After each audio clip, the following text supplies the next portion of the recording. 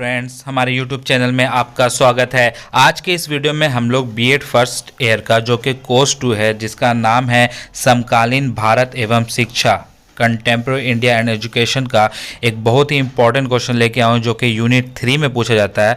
और ये क्वेश्चन 2017 में भी पूछा जा चुका है, तो इस बार के लिए क्वेश्चन काफ़ी इंपॉर्टेंट हो जाएगा आप लोगों के लिए। तो क्वेश्चन है यहाँ पर कि देख ली क्या है कि शिक्षा के महत्व एवं प्रकृति का विश्लेषण उपयुक्त उदाहरणों के माध्यम से करें। तो यानी कि शिक्षा क्या है उसके बारे में बताना, उसके महत्व, उसकी प्रकृति क्या है, वो सारा चीज़ हम लोग इस वीडियो में देखेंगे कि विभिन्न विद्वानों ने शिक्षा के बारे में क्या क्या है उसको समझेंगे और फिर अपने क्वेश्चन को सारा चीज़ समझ बूझ के कंप्लीट कर लेंगे। तो जो हमारे चैनल पर नए वो हमारे चैनल को सब्सक्राइब कर दें और बेल आइकन को प्रेस करना ना भूलें, ताकि हमारे कोई भी ऐसे रिलेटेड बीएड से रिलेटेड कोई भी वीडियो आए तो सबसे पहले आप तक पहुँचे। तो आए देर न करते हम लोग अपना वीडियो स्टार्ट करते हैं। तो लिखा है कि हम जानते हैं कि शिक्षा मानव का आभूषण होता है। शिक्षा ही व्यक्ति को क्या करता है, अंधकार से प्रकाश की ओर ले जाने वाली क्या है, ये प्रक्रिया है। यानी शिक्षा अज्ञान रूपी अंधकार को दूर कर ज्ञान की ज्योति से प्रकाशित करने वाली प्रक्रिया है। इसलिए शिक्षा को मनुष्य का तृतीय नेत्र कहते हैं। शिक्षा के द्वारा ही मनुष्य की ज्ञान, कला, कौशल में बुद्धि तथा उसके व्यवहार में परिवर्तन किया जाता है और उसे एक अच्छा नागरिक बनाया जाता है। हम ये भी जानते हैं कि शिक्षा जीवन पर्यंत चलने वाली प्रक्रिया है, यानी शिक्षा जन्म से लेकर मृत्यु तक चलने वाली प्रक्रिया है। आगे लिखा हुआ है, जॉन एडम्स के अनुसार प्राचीन काल में शिक्षा शिक्षक केंद्रित थी, जिसके दो छोर थे, शिक्षक और छात्र। यानी शिक्षा द्विमुखी प्रक्रिया थी। यहाँ पे आप देख रहे होंगे शिक्षक और छात्र था, ये दो ही के बीच में ये प्रक्रिया चलता था, जिसे शिक्षा की द्विमुखी प्रक्रिया कहा गया। तब फिर क्या हुआ बाद में जॉन डेवी ने शिक्षा को बाल केंद्रित बताते हुए इसके 3 छोर बताएं। यानी कि 3 छोर अब कौन कौन हो गया, शिक्षक, छात्र तथा पाठ्यक्रम। तो ये बात आप याद रखें कि शिक्षा के 3 छोर क्या है, शिक्षक, छात्र और पाठ्यक्रम। ये सीटेट के एग्जाम में भी पूछा जाता है, तो उसको ध्यान रखें। किसका कहना था, ये जॉन डेवी का कहना था, जॉन डेवी ने बताया। उसके बाद यानी कि शिक्षा त्रिमुखी प्रक्रिया हो गया। आप इस तरह से देख रहे हैं, शिक्षक है, छात्र है और ये पाठ्यक्रम हो रहा। आगे है शिक्षा का अर्थ। शिक्षा शब्द का प्रयोग विभिन्न अर्थ में किया जा सकता है जो निम्नलिखित है। पहला हम लोग बात करेंगे शिक्षा का शाब्दिक अर्थ क्या होता है। तो शिक्षा संस्कृत के शिक्ष धातु से बना है, जिसका अर्थ होता है सीखना या सिखाना। यानी शिक्षा सीखने सिखाने की प्रक्रिया है। शिक्षा अंग्रेजी भाषा के एजुकेशन शब्द का हिंदी रूपांतरण है। इस एजुकेशन शब्द की उत्पत्ति निम्नलिखित शब्दों से मानी जाती है। एडुकेटम यानी शिक्षित करना, एडुकेयर यानी विकसित करना।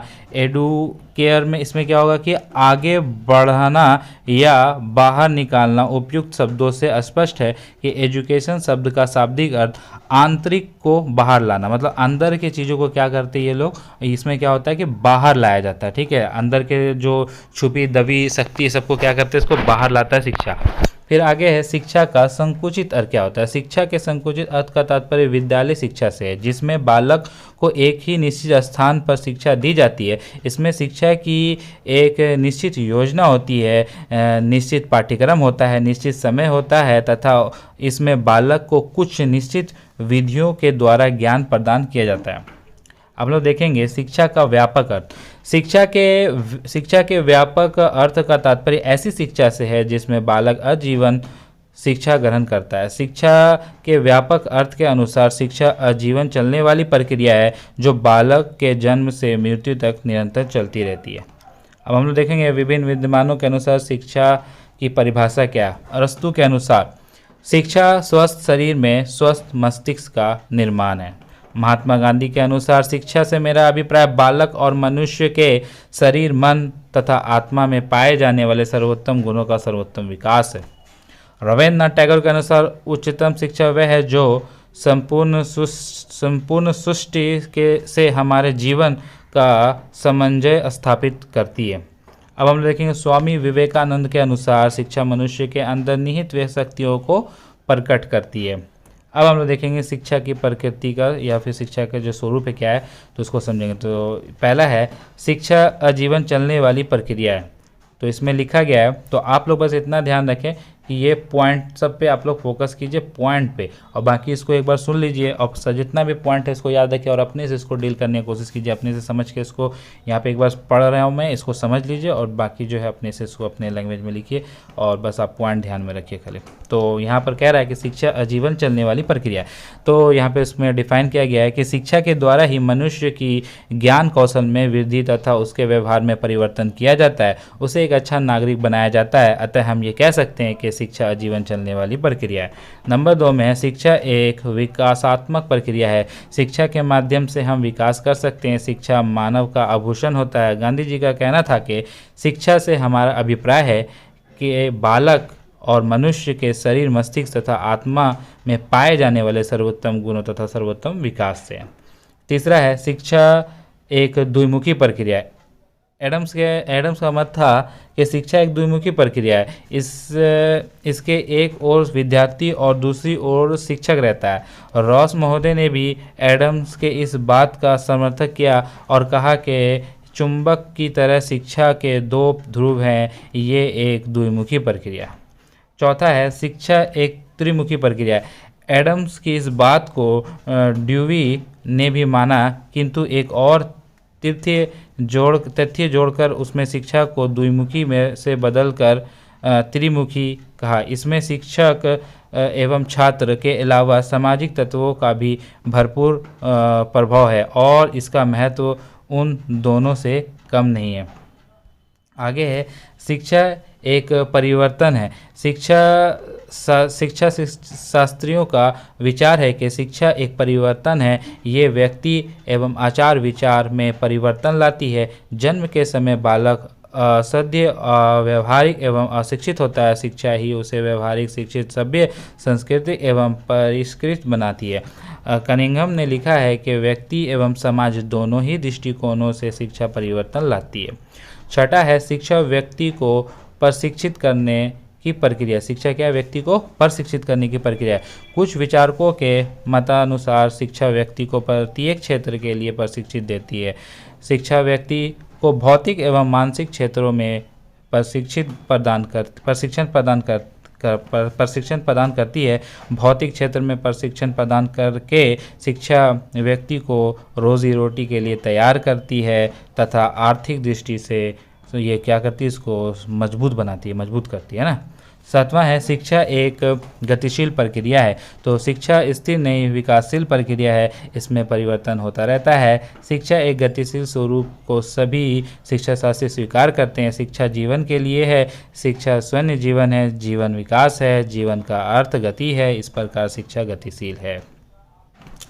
8वां है शिक्षा एक सचेतन एवं प्रयोजनशील प्रक्रिया है। एडम्स ने लिखा है कि शिक्षा एक सचेतन एवं विचारपूर्ण प्रक्रिया है जिससे एक व्यक्ति दूसरे पर इसलिए प्रभाव डालता है कि दूसरे का विकास और परिवर्तन हो सके। इसलिए शिक्षा प्रयोजनहीन नहीं हो सकता। शिक्षा व्यक्तित्व के निर्माण में लाभ के लिए है। इसे व्यक्ति चेतना पाता और अपना प्रयोजन सिद्ध करता है। इसका 9वां है शिक्षा एक संश्लिष्ट प्रक्रिया है। शिक्षा की एक प्रक्रिया में जो विकास होता है वो संश्लिष्ट होता है, अलग अलग नहीं होता। अब हम देखेंगे शिक्षा का महत्व। जीवन में सफलता प्राप्त करने के लिए, मतलब जीवन में सफलता प्राप्त करने और कुछ अलग करने के लिए शिक्षा सभी के लिए बहुत महत्वपूर्ण साधन है। ये हमें जीवन के कठिन समय में चुनौतियों से सामना करने में सहायता करता है। शिक्षा के महत्व को हम निम्न क्षेत्रों से इस प्रकार देख सकते हैं। तो इसके क्षेत्र क्या है? पहला है कृषि क्षेत्र में, स्वास्थ्य के क्षेत्र में, अंतरिक्ष के क्षेत्र में, आर्थिक क्षेत्र में, सामाजिक क्षेत्र में। आप चाहें तो इन 5 पॉइंट को अलग अलग तरीके से डील भी कर सकते हैं कि कृषि के क्षेत्र में शिक्षा का क्या महत्व है, उसको लिखेंगे कि कृषि के क्षेत्र में क्या होता है कि शिक्षा के द्वारा ही उर्वरक, खाद पदार्थ इस सब के बारे में जानकारी मिलती है और बहुत सारे कीटनाशक, बहुत अलग अलग जैसे दवा हुआ भी चलता है उसमें रखा है। तो ये सब शिक्षा के माध्यम से ही हो रहा है ना। तो इसी तरह से आप इसमें सारा बात ऐड कर सकते हैं 5 पॉइंट में। फिर आप क्या करेंगे, इस पर निष्कर्ष लिख देंगे कि जितने बातों आपने शिक्षा से रिलेटेड समझी है उनको अपने तरीके से इसको पूरा कर लें। तो अगर वीडियो आप लोगों को अच्छा लगा तो वीडियो को लाइक कर दें, चैनल पर नए हो तो हमारे चैनल को सब्सक्राइब कर दें और बेल आइकन को प्रेस करना ना भूलें ताकि हमारी कोई भी ऐसी वीडियो आए तो सबसे पहले आप तक पहुंचे। तो मिलते हैं हम लोग नेक्स्ट वीडियो में। अगर आप लोगों के पास कोई और क्वेश्चन है जिसका सॉल्यूशन चाहिए तो आप लोग अपना क्वेश्चन कमेंट में करें।